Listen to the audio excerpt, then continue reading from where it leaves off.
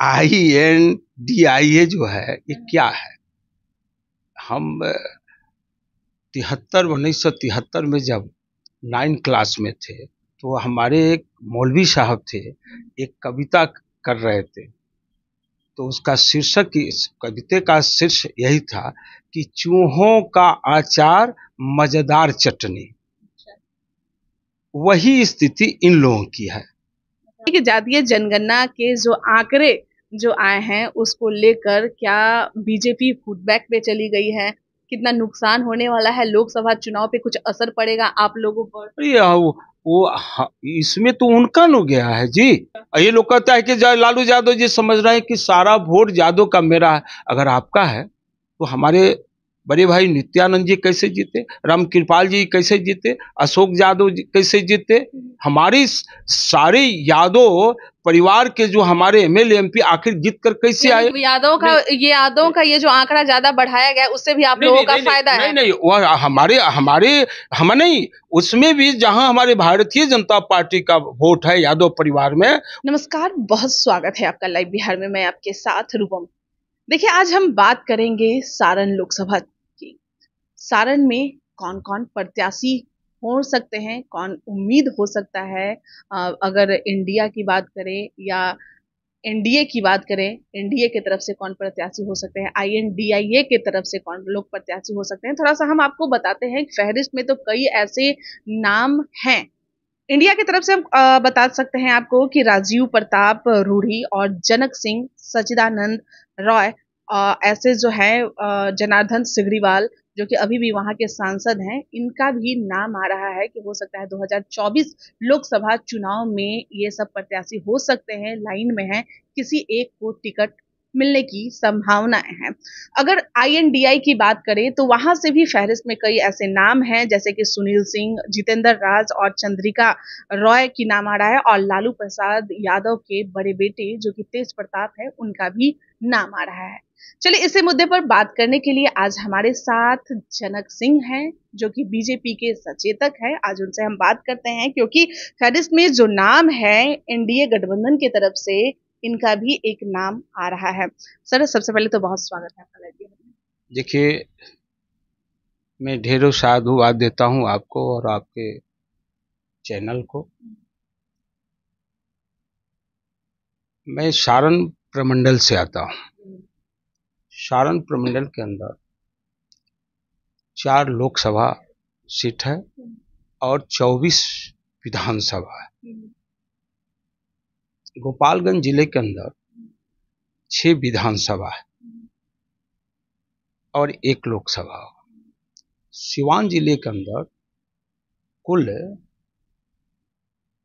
8 विधानसभा आते हैं, जिसमें से 2 विधानसभा यानी गोरियाकोठी और महाराजगंज लोकसभा में आते हैं।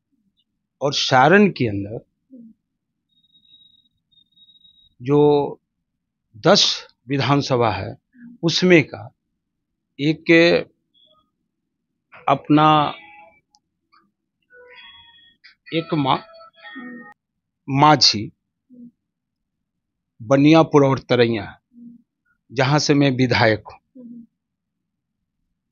और शेष सारण लोकसभा है जिसके वर्तमान सांसद हमारे श्री राजीव प्रताप रूढ़ी जी हैं और महाराजगंज के श्री जनार्दन सिंह सिकरवाल जी आते हैं। मैं जहां से हूं यानी सारण जिले का 4 विधानसभा और सिवान के 2 विधानसभा, यानी कुल आपको 6 विधानसभा। तो यहाँ के जो लोकसभा का जो बनावट है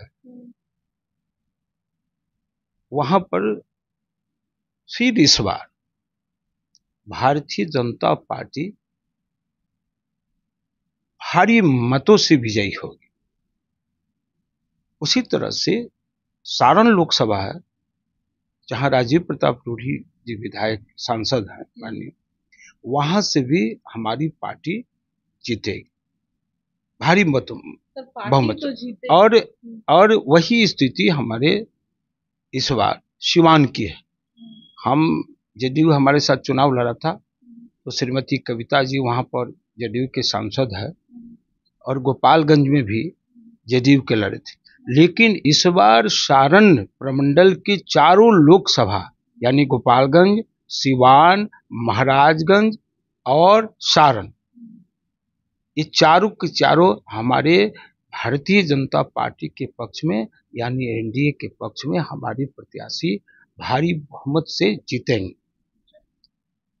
सर सवाल वही है मेरा कि प्रत्याशी के तौर पे आप तो कह रहे हैं कि जीतेंगे, लेकिन आईएनडीआई के तरफ से भी अलग चेहरे हैं, फिर इधर से आप लोग का भी एक नाम आ रहा है, आपका भी नाम आ रहा है, एनडीए की तरफ से एक सचिदानंद रॉय हैं जो वो भी उम्मीद कर रहे हैं कि हम भी वहां से चुनाव लड़ेंगे, अगर कोई पार्टी टिकट देती है तो ठीक है, नहीं तो अलग विपक्ष में ही हम लड़ेंगे। तो ऐसे में आप लोगों का अगर आपको मिलता है वहां से टिकट तो क्या आप चुनाव लड़ेंगे? देखिए, हमारी पार्टी जो है ना, उसका एक अपना ध्येय है। ये पंडित दीनदयाल उपाध्याय जी के एकात्म मानववाद पर आधारित पार्टी है हमारी, और अन्य दलों का वो व्यक्तिवादी विचारधारा वाली पार्टी है। वो क्या करेंगे न करेंगे किसको, उससे वही बताएंगे। और हमारी जो पार्टी है उसमें हमारे यहाँ एक जो पद्धति है, जो हमारे उस पद्धति से हम चलते हैं। तो ये भारतीय जनता पार्टी व्यक्तिवादी विचारधारा का तो है नहीं, इसलिए कौन कहाँ से कब लड़ेगा नहीं लड़ेगा वो हमारी पार्टी तय करती है। हमारा आपसे ये कहना है कि हम सारण के चारों सीट एनडीए के पक्ष में लेंगे, भारतीय जनता पार्टी के पक्ष में लेंगे। सर पहले का माहौल और इस बार का माहौल काफी अलग हो गया है, क्योंकि पहले एनडीए था और उसके बाद में हर पार्टियां अलग अलग थी, लेकिन इस बार इंडिया हो चुका है, आईएनडीआई हो चुका है, इसमें कई पार्टी एक साथ हो गए हैं, यानी कि उतने वोट उन लोगों का एक साथ, चाहे कोई भी उठ खड़ा होते हो। आपके इस प्रश्न पर मुझे हंसी आ रही है। हंसी मैंने आप पर नहीं है। INDIA जो है ये क्या है? हम 1973 में जब 9 क्लास में थे तो एक कवि सम्मेलन चल रहा था, तो हमारे एक मौलवी साहब थे, एक कविता कर रहे थे, तो उसका शीर्षक, कविता का शीर्षक यही था कि चूहों का अचार मजेदार चटनी। वही स्थिति इन लोगों की है। बस बस बस कौन जैसे चूहा इधर कूदेगा उधर फानेगा, कब क्या करेगा, चूहा को कभी ऐसा देखे हैं का? इसलिए फुदकने कूदने वाले जीव हैं, इसलिए पुनः उसको दोहराते हुए कर रहा हूँ कि ये वैसा ही स्वभाव के हैं जैसे चूहों का है, इसलिए चूहों का अचार मजेदार चटनी। इसलिए यहाँ किसी तरह से राज्य और राष्ट्र के प्रति कभी इन लोगों की सोच नहीं है। हम कैसे हों, हम कैसे ये हो। अभी जातीय जनगणना जो हुई है उसमें स्पष्ट हो गया, उन लोगों ने सनातन पर प्रहार किया है। मैं पूछना चाहता हूँ आपके इस क्वेश्चन के माध्यम से, हम पूछना चाहते हैं माननीय लालू जी से, माननीय नीतीश जी से, कि आप जो अभी जातीय गणना जो किया है, एक तरफ मुस्लिम समाज का मतदाता को एक जगह दिखा रहा है और यादव मतदाता को अपने लगता है कि यादव आप ही का है, कि वह हिंदू समाज का अंश नहीं है। तो ये जो आप दिखाए हैं, यानी हिंदुओं को तोड़ तोड़ कर जिस तरह से आप प्रदर्शित किए हैं, हिंदुओं के दलित, महादलित, अति पिछड़े के मतदाताओं को जो हटाए हैं और हिंदुओं पर जो प्रहार कर रहे हैं, कि नीतीश जी, लालू जी, आपसे मैं इस विषय के माध्यम से कह देना चाहता हूँ, यह भारत एक ऐसी भूमि है जहाँ पर पीपल के वृक्ष को ना, अनेक आंवले के वृक्ष को, तुलसी के पौधा को हम माता के रूप में देखते हैं, हम पर्वत को पूजते हैं, हम पशु को भी माँ के जैसे गौ माता कहते हैं। तो यह जो है, यह सनातन यानी हिंदू का जो हृदय बड़ा ही विशाल होता है और आप लोग जिस तरह से हिंदुओं पर जो प्रहार कर रहे हैं, आपको मैं बताऊं कि इसीलिए हमने कहा कि आने वाले 2024 का जो चुनाव होने जा रहा है, मैं जिस प्रमंडल से आता हूं उस प्रमंडल में 4 लोकसभा हैं और 24 विधानसभा हैं।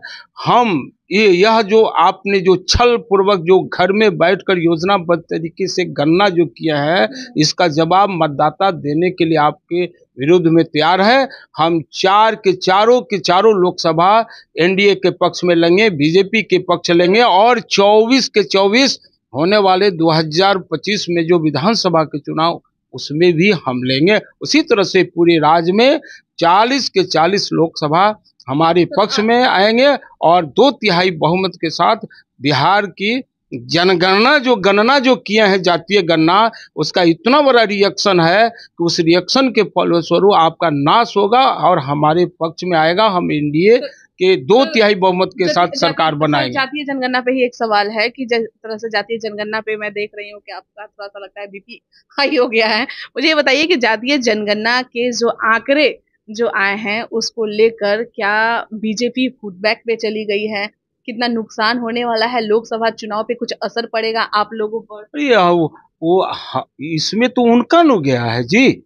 अब बता रहे हैं श्रद्धेय मनोज झा जी जो वक्तव्य दिए राज्यसभा में, वो कहाँ से आया? वो श्रीमान लालू जी की योजना थी और श्री आनंद मोहन जी का जो वक्तव्य आया था वो कहाँ की प्लानिंग थी? श्री नीतीश कुमार जी की। अब देखिए, अभी नीतीश कुमार जी आनंद मोहन जी को बुलाए और घंटों बात किए, यानी बाबू आपने जो किया खूब बोला, थैंक्स दिए। और ये सुनने में रहा है कि जनता दल यूनाइटेड में जा रहे हैं, और उधर मनोज झा जी का जो वक्तव्य है उधर से भी थैंक्स मिल रहा है।